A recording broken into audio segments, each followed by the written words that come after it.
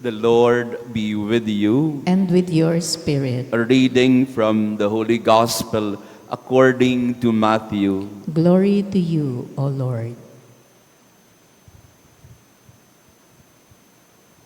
Jesus told his disciples this parable: "The kingdom of heaven is like a landowner who went out at dawn to hire laborers for his vineyard. After agreeing with them for the usual daily wage, he sent them into his vineyard. Going out about 9 o'clock, he saw others standing idle in the marketplace, and he said to them, 'You too go into my vineyard, and I will give you what is just.' So they went off, and he went out again around noon, and around 3 o'clock, and did likewise. Going out about 5 o'clock, he found others standing around, and said to them, 'Why do you stand here idle all day?' They answered, 'Because no one has hired us.' He said to them, 'You too go into my vineyard.' When it was evening, the owner of the vineyard said to his foreman, 'Summon the laborers and give them their pay, beginning with the last and ending with the first.' When those who had started about 5 o'clock came, each received the usual daily wage. So when the first came, they thought that they would receive more, but each of them also got the usual wage. And on receiving it, they grumbled against the landowner, saying, 'These last ones work only 1 hour, and you have made them equal to us, who bore the day's burden and the heat.' He said to one of them in reply, 'My friend, I am not cheating you. Did you not agree with me for the usual daily wage? Take what is yours and go. What if I wish to give this last one the same as you? Or am I not free to do as I wish with my own money? Are you envious because I am generous? Thus the last will be first, and the first will be last." The Gospel of the Lord. Praise to you, Lord Jesus Christ.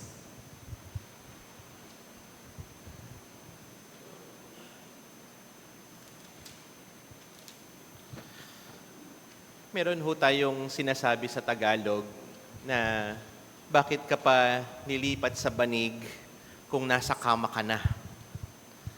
Siguro para ho sa mga tao na mas komportable sa banig, sasabihin nila, bakit hindi? Para sa iba na pakiramdam mas presko ang banig, bakit hindi? Pero sa mga tao na naghahanap ng lambot ng kutsyon, bakit nga ba ako lilipat sa banig kung ikay nasa kutsyon na? Bakit ako lilipat sa banig kung ako'y nasa kama na? And if we look at benefits, if we look at advantages, then we could have our own reasons in making our own choices. But sometimes we could also ask ourselves, why would we choose something that is less, that is already being given to us, that is the best? If we look back at our first reading, that was what Jotham was telling the people of Israel. Why are you choosing a human king over a divine king? Why are you choosing someone over the Lord God who is already reigning over you as your king? Why are you choosing someone of your own choosing while God is already presenting himself as your king? Because at the end of the day, if we look at our own choices, if we look at the choices that we make, then we can only say that all our choices will always be flawed. May kulang, may pagkakamali, may mawawala. hindi perpekto yung mga napipili natin. Our choices will always be flawed. Kaya kapag may narinig ho kayo nagsabi na, siya ang aking perfect choice, wag ho kayong maniwala. Di totoo yan. Because our choice will always be flawed. Our decisions will always be limited. Our choices will always be based on our human capacity. Our choices will always be limited by our human intelligence. But what shall we do with our human choices? If all our choices are flawed, then what should we do? We must remember that there is also something that we call the choice of God. If our choice as a human person is always flawed, then we should put it side by the choice of God. Noong mga seminarista ho kami, si Father Jason ho ang vocation director namin noon. No? And we would go to different schools and we would have our vocation campaign and we have that banner saying, God's choice, my choice. God's choice, my choice. Even if our choices as a human person is flawed, even if our choice as a human person is imperfect, if we put it side by side with the choice of God, then all those imperfections would somehow mellow down. Because when God chooses, when God calls, no one is too early or no one is too late. At the end of the day, when God calls us, when God chooses, it will always be at the right time, at the right decision, at the right moment, at the right reasons. Why? Because it is the choice of God.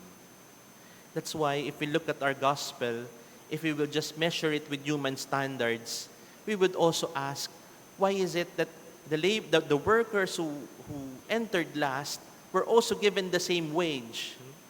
Hindi makatarungan yon para sa paningin natin. Para sa atin, kung sino yung mas maraming tinrabaho, dapat yun ang mas maraming makukuha.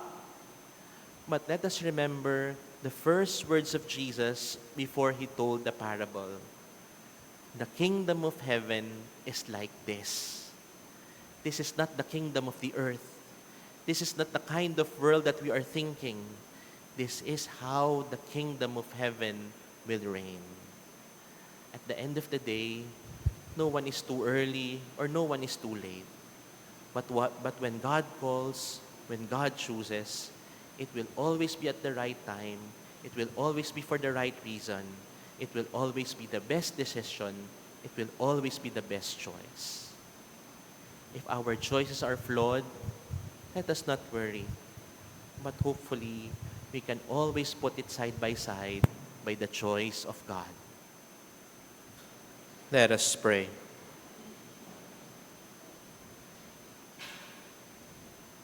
May the food we have received, O Lord, as we honor Saint Bernard, work its effect in us, so that strengthened by his example and instructed by his teaching, we may be caught up in love of your incarnate Word, who lives and reigns forever and ever. Amen. Before we receive the final blessing, let us first thank our presider, Father Bong Bayaras.